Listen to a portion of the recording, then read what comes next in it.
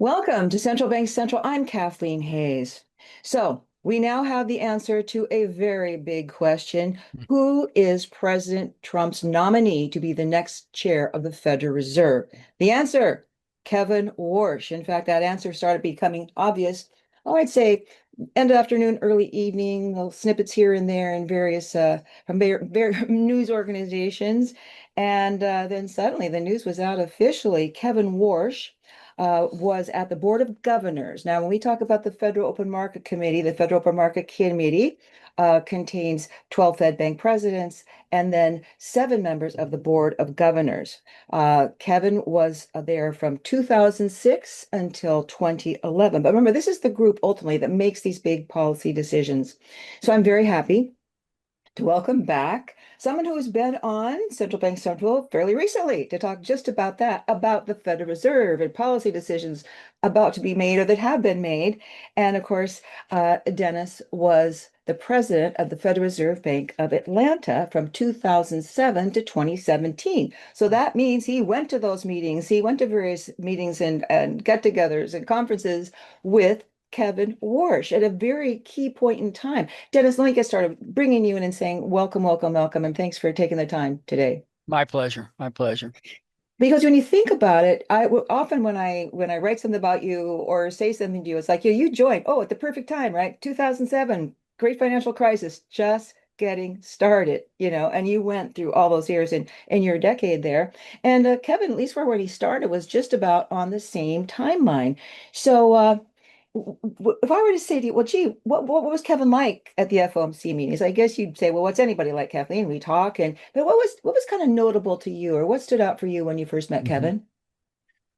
Well, first, very collegial, extremely bright, really, you know, strong views, but willing to compromise in many cases. A very good colleague in something like monetary policy making. What stands out to me really is that he did reflect a little bit of a hawkish kind of lean, even during the times when we were cutting interest rates. And he was nervous a little, and nervous is probably not the right word, but let's just say wary of balance sheet policy. Um, he had strong held views, and he put them across in the meetings.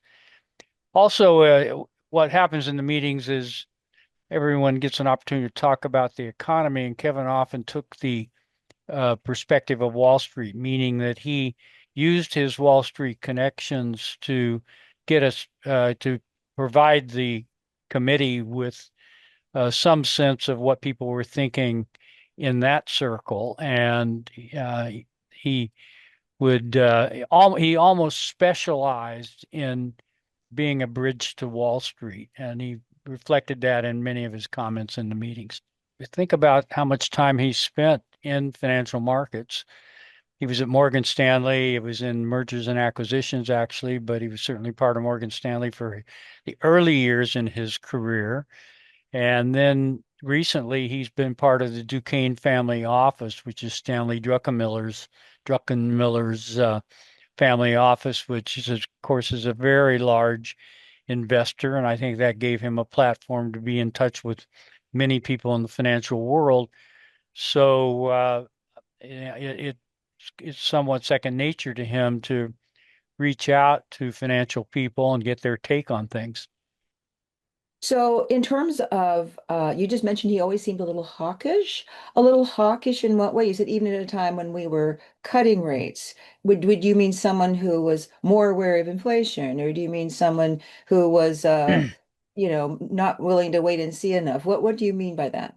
Well, that's very much an impression of thinking back about Kevin's commentary and meetings and some positions he took. And I can't cite line and verse each Sure. one, but the impression I took away was this is a governor who is vigilant about inflation risk, upside inflation risk, even in circumstances in which the economy is on its knees as it was in 2009, 10, and 11 before he left. And so he just left me with the impression of someone who pays attention to inflation. That doesn't necessarily mean he's an ideologue. He's a pragmatic guy and will be a pragmatic policymaker as the Fed chair.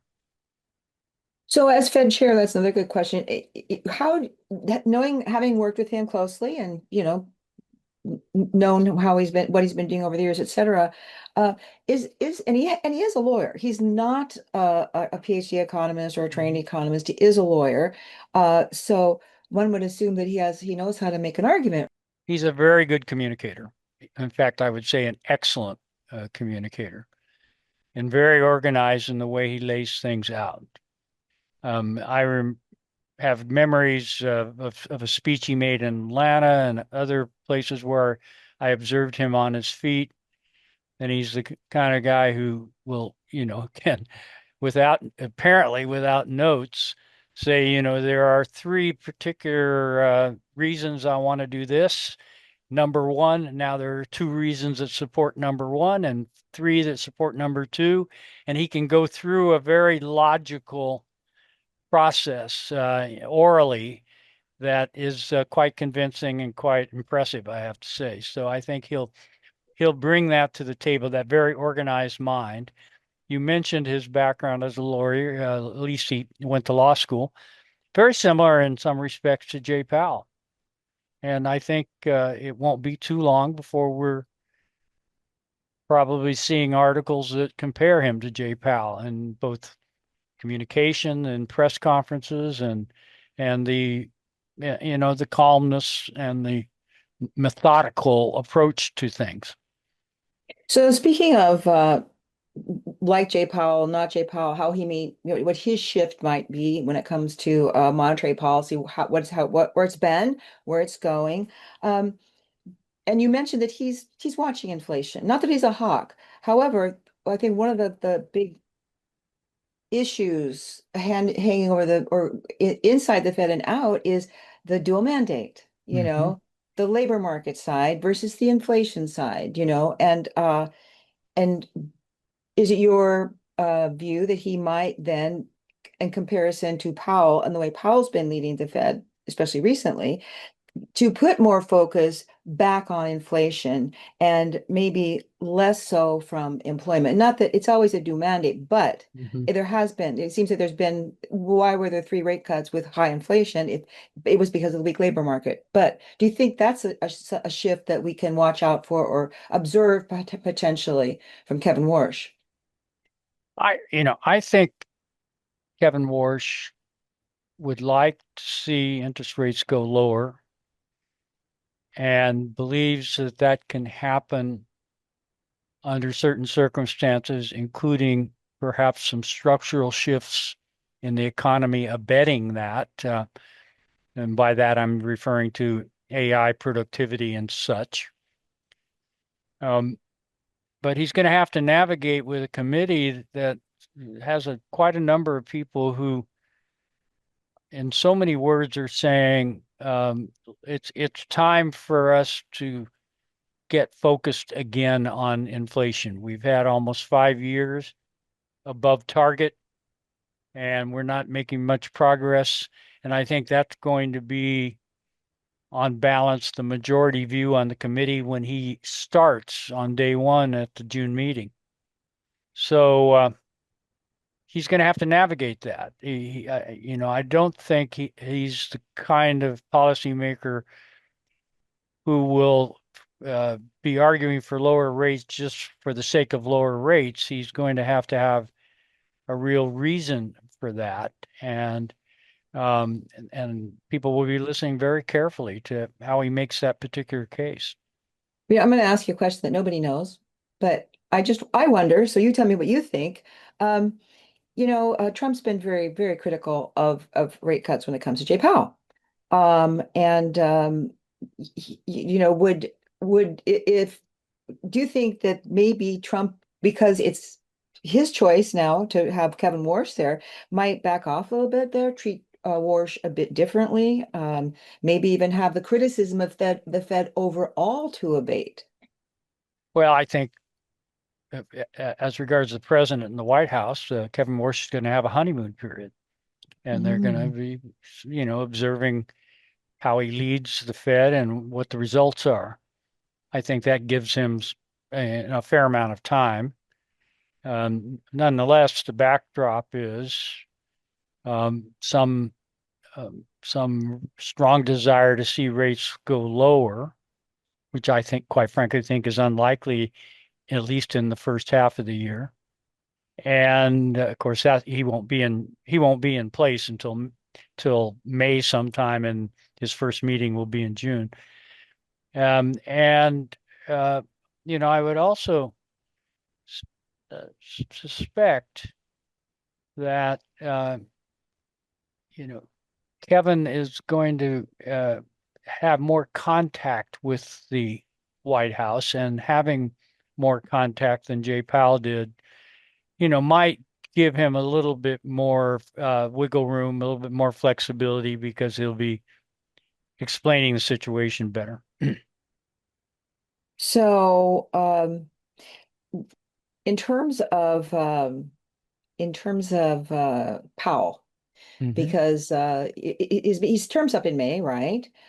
Some people have speculated that, well, maybe he will at least consider staying on for a while longer, not because he's worried about Kevin Warsh or anything like that, but because he would rather not see the president getting the chance to select another governor for the board, because then the concern on against that would be, oh, but he's going to pick someone who's very too easy on inflation, et cetera, that kind of thing, right?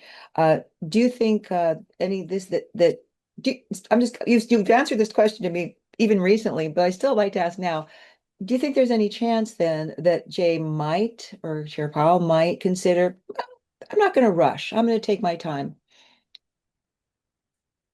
Well, I think it may depend on what happens to the Department of Justice investigation. Um, there is the threat out there to put a block on any nomination by a couple of senators.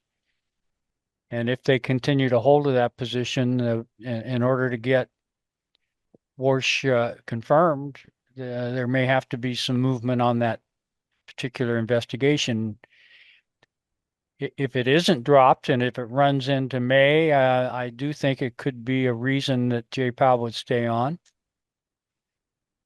But overall, I think there's less of a chance of that now than there was looking forward from 2 weeks ago, for example. Now that we know the quality of the Fed chair nominee, I think Jay Powell would probably be inclined to clear the way and get out of the way of the new chair and let things proceed. Uh, I also think that Kevin Warsh has great respect for Fed independence as a principle, and he will very much try to uh, exercise that independence. And perhaps not in a clash with the White House, but in a way that ensures that the policymaking decision independence is preserved. And I think in all likelihood, Jay Powell will see that as a likely attitude of Kevin Warsh. No doubt they will have numerous conversations between now and then.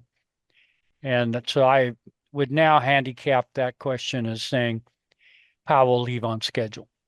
So what do you think about the new Fed chair having more communication, or any Fed chair having more regular communication with Treasury, with the president? Um, Bank of Japan, for example, has more of that policy written into their bylaws, and so I think that has been raised more and more. What do you think as someone who's been there? Is it really good to say no? I'll have lunch with the Treasury Secretary every week if I have to, but I don't go talk to the president. Or is there a way in which as we look ahead, where's the Fed going? Because I think that's the next question, isn't it? What are the big challenges for the Fed? You've got a new Fed chair coming in. The world has changed. It always does. is there a place for that? And do you think Kevin Warsh might be the person who will not just bow to Trump or any exactly, but no, I'm happy to sit down and talk. Well, first, let's take the Treasury. It's my understanding that Chair Powell and Treasury Secretary Bessent meet every 2 weeks. Hmm. My memory of Janet Yellen and Ben Bernanke was that it was even more frequent than that. And of course, during the financial crisis, Ben Bernanke was in touch with the Treasury Secretary on an Oh, hour by yeah. hour basis. But in normal, or let's say calm times, at least every 2 weeks they get together, and I think that's a reasonable frequency. I also think you can make the case that the chair of the Federal Reserve should not be seen going to the White House terribly frequently for fear that it looks like he's getting influenced. And it looks like he's, you know, basically answering to the White House. So it's got to be a measured approach to communication. Having said that, I'm just imagining here, Kathleen, but I imagine that in the interview process and in the conversations that the nominee Kevin Warsh had with President Trump, that there were no promises made, but certainly, uh, if I were in Kevin's shoes, I would have said, I'd be happy to listen to you. Yes, we will listen to your input." That suggests to me conceivably at least more phone calls and than Jay Powell. Powell said in a press conference, I think 2 or 3 press conferences ago, that he had practically no contact except when summoned by with the president. I think Kevin may feel that he needs to have more. Dennis, it occurs to me that I have to ask you about something else because, you, me, and Kevin Warsh all have something in common. You and I were both undergraduates at Stanford years ago. Kevin, of course, very well closely connected to the Hoover Institution, to the business school, the graduate business school, and of course, when you think of Hoover, you think of John Taylor. John Taylor, the Taylor rule, rules versus discretion. Is that something we should also expect Kevin to bring to the table, bring to his role as the leader of the Board of Governors, et cetera? Uh, and what could that mean in terms of how policy moves and how it moves maybe in a different way from what Jay Powell has been doing? Well, Kevin, by the way, was an undergraduate there as well. So all three of us were That's undergraduates right. there. Okay.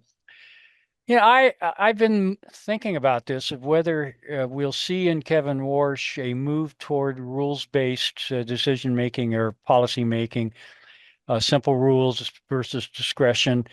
Jay Powell has very definitely been someone who felt that his and the committee's judgment had to be brought to bear, and that rules, the Taylor rules, for example, are inputs, valuable inputs, but not necessarily something that guides the decision.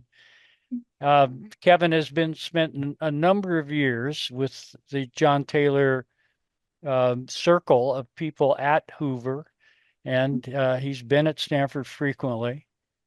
So I wonder how influenced he is by the rules-based theme.